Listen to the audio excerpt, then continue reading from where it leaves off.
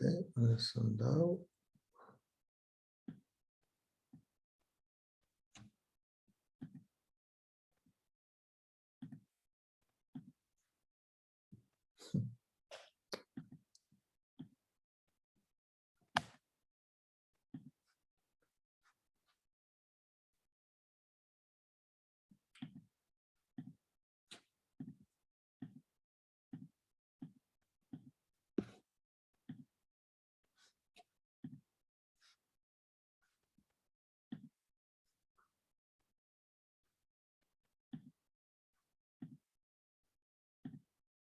Aha, dobro.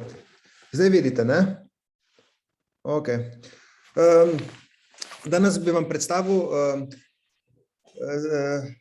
nekaj o aromah v vinih in sicer, kako jih dejansko analiziramo.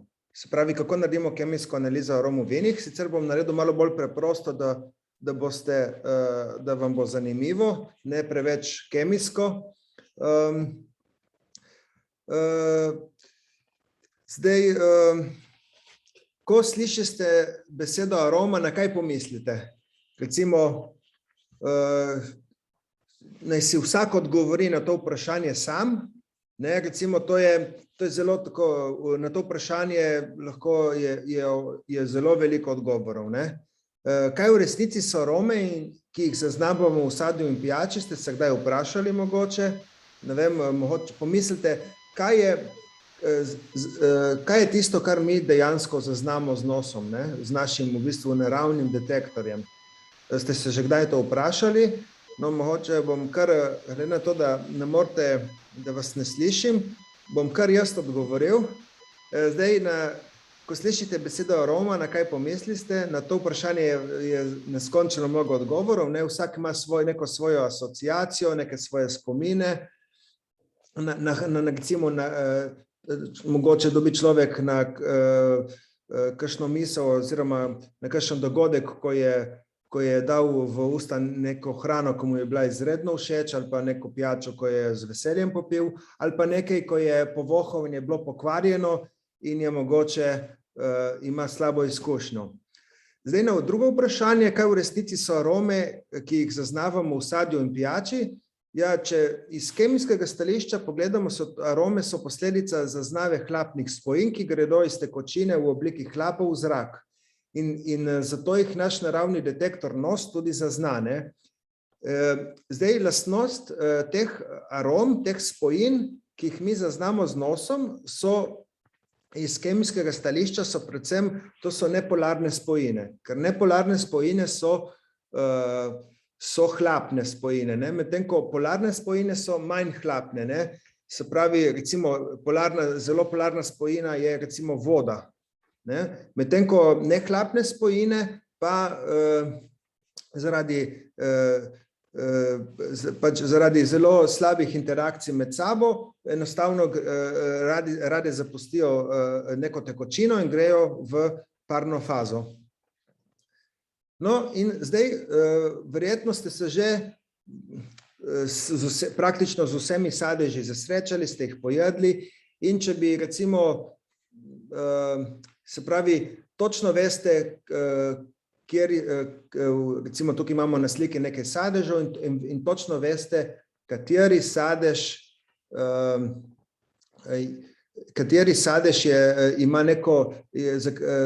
ima recimo značilen vonj, da ga takoj prepoznaste, tudi če ga ne vidite, ne. Se pravi, arome v sadju, če pogledamo iz kemijskega stališča, so tisto, kar mi zavohamo, so predvsem estri. Estri so nepolarni in to so estri organskih kislin, kot so izoamilacetat, oktilacetat, izoamilbutirat, etilni ester butanojske kisline, pa izobutilni ester mravljične kisline. Se pravi, to so vse estri, ki zapustijo raztopino ali sadež in pridejo v bližino našega nosu in to mi zaznamo. Tu je še nekaj, recimo, značilen vonj vrtnice daje feniletilacetat, na primer. Značilen vonj za jabolko, recimo, sta zadolženi dve spojini, etilheksanoat in etiloktanoat. To so vsi estri, organskih kislin. No, zdaj, tukaj pa imam en aldehid, se pravi cis-triheksanal. No, zdaj zelo verjetno ne veste, po čem diši ta spojina, ampak sigurno ste je že vsi zaznali z nosom, kajti zelo verjetno ste se vsi že kosili travo ali pa ste bili zraven, ko je nekdo kosil travo. To je ta značilen vonj po sveži pokošeni travi.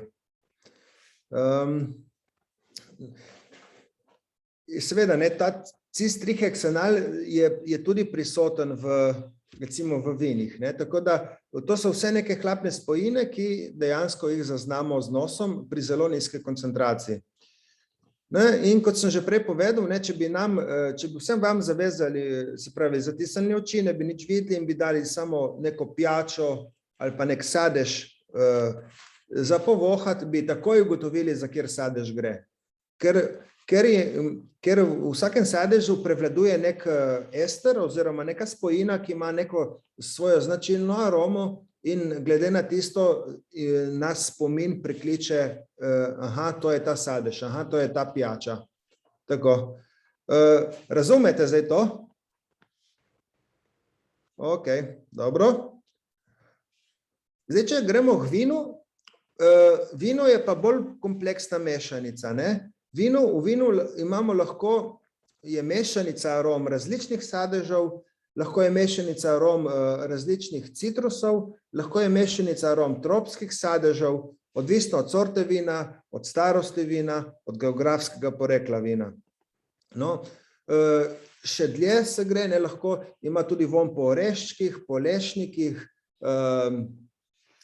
po borovnicah, po kavi, po tartufih celo, rožmarinu, in velikokrat je pa to, so te arome pomešane med sabo in zato je vino zelo kompleksna mešanica in jih nos, ko jo povohamo, težko zazna posamezne arome, in zato je recimo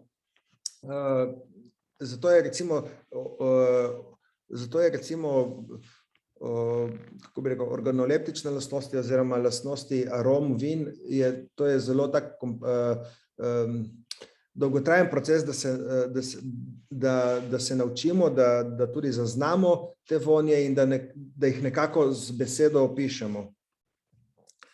No, zdaj, če se vrnem nazaj na tisti na prejšnji slajd, vidimo tukaj recimo, to so recimo značilne spojine, ki jih mi vohamo, ko zaužijemo ali nek sadež ali ko ga popijemo, nek sok iz nekega dotičnega sadeža. No, zdaj pa je vprašanje, kako narediti kemijsko analizo arom v vinih. Se pravi, kako bi mi te arome jih pridobili, ko pridejo ven iz kozarca in nekako jih skoncentrirali v nek prostor in jih potem tudi zanalizirali. To je zdaj zahtevna naloga. No, zdaj vidimo, kako bi mi te arome pretvorili, kako bi mi dali recimo v nek analizator, ki nam omogoča analiziranje takih estrov, takih spojin. In eden od takih inštrumentov je plinska kromatografija, ki je vezana na masni detektor, se pravi na detektor, ki zazna vsaka spojina, ko pride na detektor, ta detektor pokaže maso. In glede na maso lahko ugotovimo, za katero spojino gre. Ker vsaka spojina ima svojo različno maso, molsko maso, na primer. No, zdaj zelo pomembna je priprava vzorca. In priprava vzorca je lahko ročna, lahko je avtomatska in ne glede na to, ali je ročna ali avtomatska, zato potrebujemo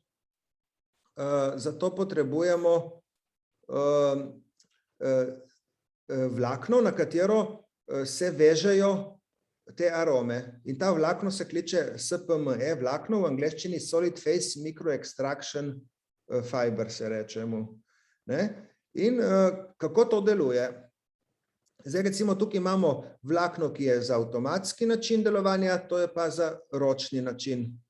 In zdaj, če gremo pogledati ročni način, vidimo tukaj imamo tako ročno iglo, v katero damo to vlakno. Vidimo, tukaj je igla, na koncu je pa vlakno. In to vlakno je zelo pomembno. Na to vlakno se potem arome vežejo. In kako se to naredi?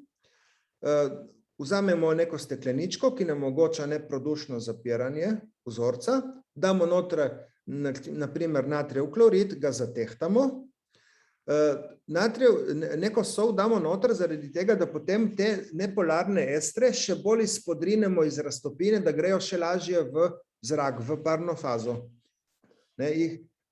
Na ta način dobimo še več arome, ki se lahko absorbira na vlakno. Ko imamo enkrat sol zatehtano, dodamo še magnetno mešalo, odpipetiramo znan volumen vzorca in ga damo v čašo, kjer je sol in magnetno mešalo. Nato neprodušno zatesnimo in tak zamašek pa mora biti, da ima v sredini tako gumico, s katero lahko z iglo prebodemo noter. To flaškico damo v neko kopel, ki jo segrevamo. Segrevamo pa zato, da še bolj izpodrinemo hlapne spojine ven iz tekočine. Zdaj, ko enkrat segrejemo, prebodemo z iglo tisti zamašek in iglo damo noter in vlakno se potem tudi vlakno prikaže. In na to vlakno se potem se ne dotika tekočine, ampak absorbira posamezne spojine, ki jih tudi mi z nosom zaznamo, jih absorbira na to vlakno. Počakamo pol ure približno in potem to iniciramo na ta plinski kromatograf. Zdaj, vkolikor imamo avtomatski način delovanja, to naredimo z avtomatsko iglo, ki je vezana na robotsko roko. Tukaj damo recimo vzorec, roka pride, ga vzame, z iglo se prebije zamašek in enostavno se na tisto vlakno absorbira in potem se inicira na plinski kromatograf. Zdaj, kako izgleda plinski kromatograf? Plinski kromatograf je sestavljen iz neke pečice, ki jo segrejemo, in noter je kolona, na kateri poteka ločba. Tukaj se inicira vzorec, gre na to kolono in plin helij potiska naš vzorec po koloni na detektor. Zdaj, zakaj se uporablja kolona? Zdaj, ko mi iniciramo vzorec, imamo spojine vse na kupu, nimamo ločene, imamo skoncentrirane skupaj. Vendar na detektor mora priti vsaka spojina posamezno, mora priti na detektor, če jo želimo določiti, kjera je in koliko jo je. A se slišimo? Aha, dobro. No in na ta način kolona nam pa omogoča, da različne spojine različno hitro potujejo po koloni. Plin helij pa potiska naprej. No in vidimo, da recimo tukaj imamo rdečo, zeleno in modro spojino, ki vedno več poti, ko prepotuje po koloni, vedno bolj se ločijo med sabo. No in ko pride na konc kolone, pride recimo prva spojina, modra spojina, gre na masni detektor in ta potem izpiše plinski kromatogram. In tukaj lepo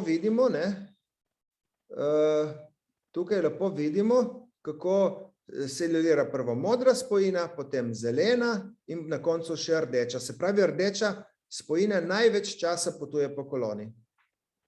In na ta način recimo lahko mi dejansko ločimo, kot sem že prej pokazal, recimo te estre. Vsak ester se razlikuje v hlapnosti, ker ima različno strukturo in zato po koloni različno hitro potuje. Zdaj, in to pomeni, da vsak ta kromatografski vrh predstavlja svojo spojino. In glede na to, da imamo masni detektor, nam za vsak ta vrh pokaže neko maso. Ne? In recimo to je kromatografski vrh analize recimo vina in vemo, ne, da recimo, če v vinu vsebuje ocetno kislino, še posebno, če vsebuje večje količine, vino ni pitno, ima kvar, se reče, ne, se pravi, je slabega okusa, pa še vonja. In če pogledamo, vsako vino pa ima malo ocetne kisline, ampak če jo malo, ni problem, ne, in vidimo tukaj, to je kromatografski vrh, ki pripada ocetni kislini. In kako to vemo, da je to dejansko kromatografsko, ta vrh pripada tej spojini. To pa vidimo na ta način, da masni detektor nam pokaže masni spekter, molska masa ocetne kisline je 60 gramov na mol, se pravi, vidimo, da je molska masa tega, ki se je pokazala ob tem času za ta kromatografski vrh, vidimo, da je 60. In če pogledamo še druge mase, vidimo, da je do 45 je razlika 15, kar pomeni, da je metilna skupina CH3 odpadla, od 60 do 43 je pa razlika 17, kar pomeni, da je odpadla OH skupina, ne, se pravi, kisik je 16, vodik je pa 1, ne, se pravi, skupaj 17. Ne, in na ta način lahko tudi primerjamo s knjižnico, ki jo imamo v programu na računalniku, vidimo plav masni spekter je standard ocetne kisline, to je pa naš rezultat in vidimo, da se dejansko ujema. In zato vemo, da je to ocetna kislina. No, zdaj, če gremo pogledati naše estre, recimo, ko analiziramo mi zelen, naprimer, to je vino, ki je zelo značilna sorta lokalna v Vipavski dolini, ima recimo note tudi jabolk, ima note svežine in za to noto ko sem že prej omenil, sta zadolženi dve spojini, recimo ta leva je recimo etilheksanoat in če pogledamo, tukaj imamo različne estre, ki smo jih zanalizirali v tem vinu in zdaj hočemo videti, ali je prisoten dejansko ta etilheksanoat v vinu in gremo vsak vrh posebej pogledati, katero maso prikaže in kakšen spektr pokaže masni spektrometer. In ugotovili smo, da je ta pik tukaj, se pravi, pri približno 21 minuti pride ven. In ko to pogledamo v masni spektr, vidimo dejansko etilheksanoat ima molsko maso 116 gramov in dejansko je izrisal računalnik tudi našo spojino, ne, vidimo, da je identična. No in na ta način mi lahko ovrednotimo vse estre, ki so prisotni v vinu, ki ga analiziramo. In na ta način lahko vidimo, ker recimo neko geografsko področje, za neko geografsko področje so bolj značilni eni estri, za drugo geografsko področje so značilni drugi estri. In na ta način tudi preverimo, ali vino dejansko izhaja na primer iz Vipavske doline, iz Goriških brd, mogoče iz zamejstva, kakorkoli. In dejansko, če zdaj se vprašamo, kaj so arome in kako jih analiziramo in kaj dejansko mi dobimo s kemijsko analizo, dejansko mi arome skoncentriramo na tisto vlakno, iniciramo na plinski kromatograf in dejansko potem poteče ločba, se pravi, vsi estri potujejo različno hitro po koloni in pridejo v različnem času na detektor, pokaže maso in lahko na ta način dejansko povemo, kateri estri so prisotni in koliko jih je v posameznem vzorcu vina. Tako da, če zaključim, arome, ki jih zaznamo, so skupek hlapnih spojin, ki jih lahko določujemo s plinsko kromatografijo vezano na masni detektor in vsak kromatografski vrh, se pravi vsak ta špikec tukaj, vidimo, ta vrh, predstavlja hlapno spojino, ki prispeva k aromi vina. No, to je z moje strani vse. Zdaj, če ima kdo kakšna komentarja ali vprašanja, lahko v chatu potem vpraša.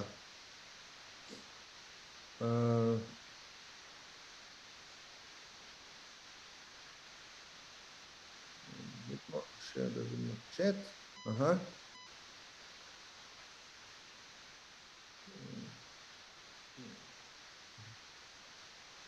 Ni vprašanj? Ne? Dobro. Zdaj, tako. Zdaj bom, to je bilo z moje strani vse.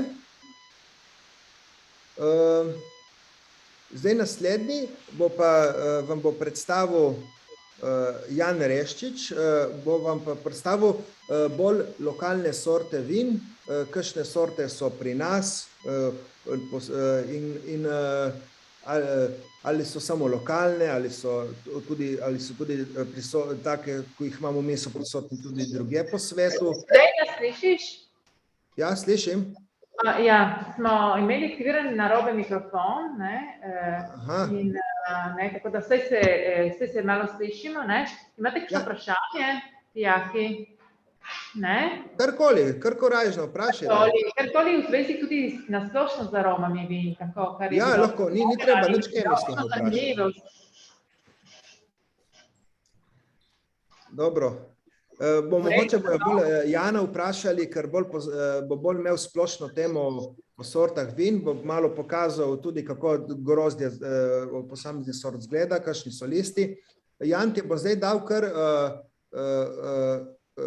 ti bo naredil kar za hosta in boš kar ti snemo predavanje, dobro? Dobro. Ok.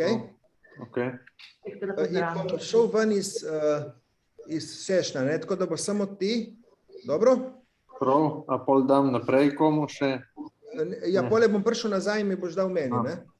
Zdaj pa kar začni, zdaj bom jaz dal stop.